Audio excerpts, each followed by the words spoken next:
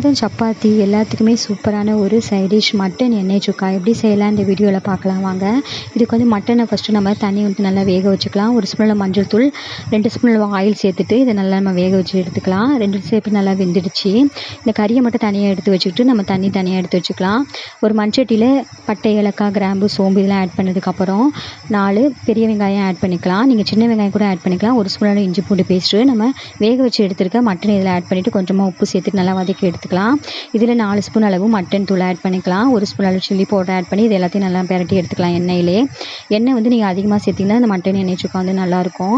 இதில் கடைசியாக நம்ம பூண்டை தட்டி போட்டுக்கிட்டு கொஞ்சமாக வேக வச்ச தண்ணியை ஊற்றிட்டு நல்லா வத்துற வரைக்கும் கொதிக்க வச்சு எடுத்து இறக்கிடலாம். கடைசியாக கொத்தமல்லி தூவி அடுப்புலேருந்து இறக்கிட்டா சூப்பரான டேஸ்ட்டில் மட்டன் எண்ணெய் சுக்கா ரெடி ஆகிடுச்சு. இது சாதம், சப்பாத்தி, இட்லிக்கு எல்லாத்துக்குமே ரொம்ப டேஸ்ட்டாக இருக்கும்.